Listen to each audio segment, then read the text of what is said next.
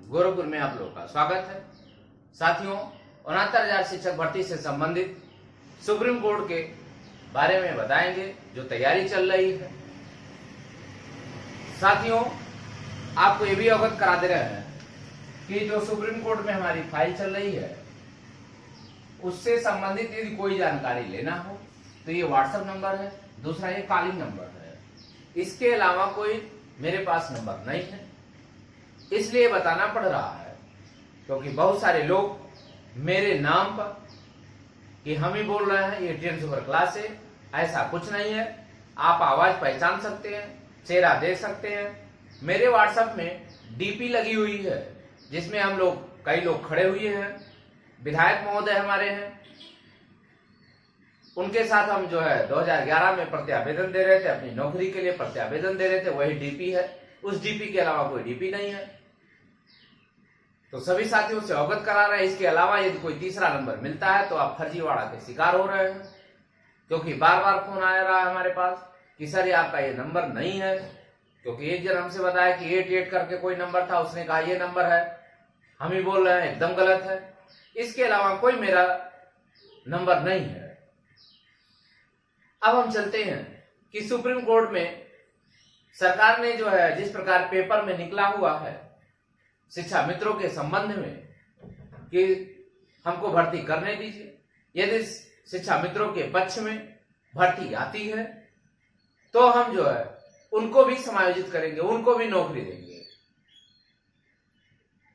मैं ये आपकी सरकार से पूछना चाहता हूं, सभी लोग वीडियो अंत तक जरूर देखना क्योंकि बहुत आनंद आएगा, बहुत अच्छा लगेगा कि हाँ वास्तव में सत्य क्या है। वीडियो अंत तक जरूर देखा करें। जब सरकार ने मॉडिफिकेशन रिव्यू लेकर के गई, जो पेपर के माध्यम से पता चल रहा है, उसमें यह बताया जा रहा है कि सरकार सहमति हो रही है कि यदि आप पास हो जाएंगे तो हम आपको भी नौकरी दे देंगे। मेरे समझ में यह नहीं आ रहा है कि जो लोग पास है उसको जांच बैठा करके पहले क्लियर तो कर लिया जाए जितनी फर्जीवाड़ा हुई है। आप नौकरी दीजिए, लेकिन जो योग्य है उनको नौकरी दीजिए। आखिर में आप इतनी उतावलापन क्यों हो रही है? जब लॉकडाउन है, सारे विद्यालय कॉलेज बंद है, सब कुछ बंद है, आपको इतने अधीर होने की आवश्यकता क्या पड़ गई है? धैर्य रखिए, कोर्ट के ऊपर प्रेशर मत बनाइए कि नहीं हम ये कर देंगे। अभी तक आप क्यों नहीं कर दे रहे थे? जब इतनी ही चिंता है तो जितने भी लोग पास हैं सबको आप समायोजित कर दीजिए। कोर्ट में जाने की आवश्यकता ही ना रहे। 40-45 पे और लड़ रहे हैं, 40-45 पे जितने लोग पास हो रहे हैं सबको नौकरी आप दे दो। दिक्कत क्या? पद बहुत है भाई, 4.5 ही लोग बैठे हुए थे। 4.5 लाख पदों को सृजित कर दीजिए। आप जितना भी है सबको उठा के भर दीजिए, 40-45 में निकाल दीजिए। अब उसी में जो सुप्रीम कोर्ट जा रहा है उसकी आप बात मानेंगे, जो बेचारा नहीं जाएगा गरीब है उसकी बात आप नहीं मानेंगे। इसका अर्थ तो यही हुआ कि जो लोग गए सुप्रीम कोर्ट में उनकी आप बात मान लेंगे और जो बेचारा नहीं जा रहा उसकी बात आप नहीं मानेंगे। इसके मतलब गरीबों को न्याय नहीं मिलेगा। सुप्रीम कोर्ट की फीस जान ही रहे, बहुत महंगी है, बहुत महंगी है। महंगी नहीं, बहुत महंगी जिसको कहते हैं। कैसे हमको न्याय मिलेगा? बात करने में पैसा मांगते हैं सुप्रीम कोर्ट में। तो यहां पे दो बातें हो गई। बात यह हो गया कि जब सुप्रीम कोर्ट में आप ये कह रहे हैं कि जो लोग पास हो जाएंगे 40-45 पे हम नौकरी दे देंगे, तो दूसरे लोग क्या गुनाह किए हुए हैं? हम भी जाए कोर्ट में, हम भी पैसा खर्च करें। इसके मतलब हम जब खेत बाड़ी बेच करके फिर चले कोर्ट कचहरी लड़े। अगर आपको न्याय करनी है तो सभी लोगों को 40-45 पे कर दीजिए। दिक्कत क्या है? पद बढ़ाइए, सृजित करिए। सब कुछ आपकी सरकार है, सुप्रीम केंद्र से लेकर राज्य में आप पद सृजित कर दीजिए। 4 लाख लोग हैं, 4 लाख से जितने भी लोग 40-45 में पास होंगे सभी लोगों को नौकरी दे दीजिए। कोई दिक्कतें नहीं आएगी सबको। रही बात दूसरी, अब हम चलते हैं अपने प्रिपरेशन पे। हमारी फाइल बन रही है, टाइम लगता है क्योंकि डबल बेंच का 400 पेज का जो लिखित है उसमें 400 पेज उन्होंने बनाया है। अब 400 पेज का सब एनालिसिस करना होता है, करेक्शन करना होता है, फिर उसमें जो है ट्रांसलेशन भी है। 50 पेज का ट्रांसलेशन होता है, वो भी करना है। दोनों फाइल निकाली गई है, दोनों फाइल को देखा जाता है। डबल बेंच सिंगल बेंच को देखा गया लखनऊ में। तो हम एनालिसिस कराए कल। उन्होंने कहा कि आज बैठ करके पूरी वर्क करेंगे। यदि आज ही कंप्लीट हो जाएगा तो आज ही हमारे नाम से फाइल हो जाएगी। तो कि कल हम नहीं डालेंगे, फिर हम बुधवार को डालेंगे। हम जल्दबाजी में कोई काम करना नहीं चाहते, जो करना चाहते हैं वो कर दें, हमको कोई प्रॉब्लम नहीं है, लेकिन हम थोड़ा सा रिलैक्स काम कर रहे हैं।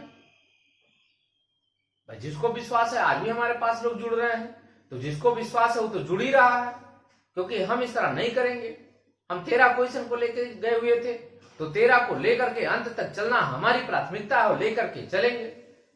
हम तो यही उम्मीद लगाए हैं कि जिस प्रकार शिक्षा मित्र 40-45 से पास हो रहे हैं, अगर हम 2-3-4 से पास हो जा रहे हैं, जो फेल है साथी 10-12 से भी फेल है, अगर ईश्वर ने पास कर दिया तो उनको भी आप व्यवस्था कर दीजिए, लिखित दे दीजिए, आप हलफनामा लिखित दीजिए कि नहीं हम ये पास होंगे, इनको नौकरी देंगे, हमको नो प्रॉब्लम है, आप भर्ती करते रहो, हमको कोई दिक्कत नहीं होगी। तो सभी साथियों से एक ही है कि आप कृपया करके अधीर ना हो, धैर्य से काम ले, सोचे समझे, आप भी पढ़े लिखे हैं, किसी के बहकावे में ना आए, क्योंकि सुप्रीम कोर्ट में टाइम लगता है। 1 तारीख का जो है कोई केस सुप्रीम कोर्ट में पड़ी हुई थी, अभी भी डेट नहीं मिली है, अभी भी डेट नहीं मिली है। तो इतना उतावलापन ठीक नहीं होता है, जल्दबाजी में काम नहीं किया जाता है कि हम पहुंच गए, हमारी सुनवाई हो जाएगी, लग जाएगी, ऐसा कुछ नहीं होता। बेंच जाता है, चीफ जस्टिस के पास जाएगा, वो डिसाइड करेंगे। मुझे उम्मीद है सर्विस मैटर जाएगा, देख लीजिएगा, आज भी हम कह रहे हैं कि यू ललित साहब के पास जाएगा, फिर पुनः ललित जी के पास जाएगा ये केस, और ललित जी को हम बहुत अच्छी तरीके से जानते हैं। यदि ललित महोदय के पास गया, 19% आशा है कि ललित महोदय के पास जाए, लेकिन हम आशा करते हैं कि ललित महोदय के पास ना जाए, हम ये आशा करते हैं। फिर भी यदि चला गया तो हम उसके लिए प्रिपरेशन करेंगे। वहां प्रिपरेशन इस तरह नहीं होती है जैसे बहुत से लोग कहे हम ये वकील को हायर कर लेते हैं।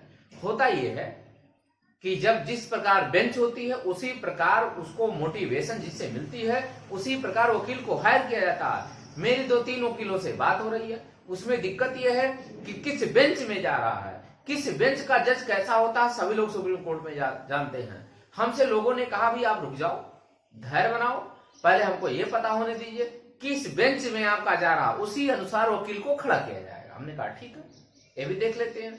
अच्छी बात है उन्होंने कहा, क्योंकि हम शुरू से लड़ रहे हैं, हम जानते हैं कि किस बेंच में जाने पे किस वकील की सबसे ज्यादा सुनी जाती है। तो आप अधीर ना हो, हमारी फाइल तैयार हो रही है, बन रही है, कल ही से तैयारी चल रही है।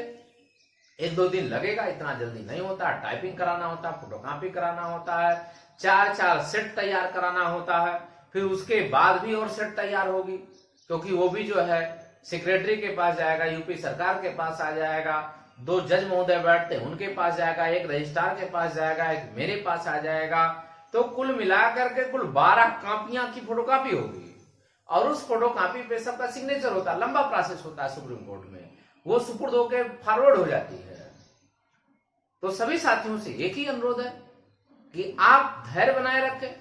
जिस प्रकार अफवाह फैलाई जा रही है उस अफवाहों पे ध्यान ना दीजिए, और ये श्योर है कि नंबर तो बढ़ेगा।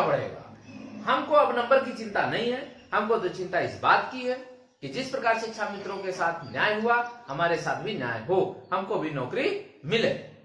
यदि आप चैनल को सब्सक्राइब नहीं किए हैं तो चैनल को जरूर सब्सक्राइब कर लें, लाइक करें, शेयर करें। धन्यवाद।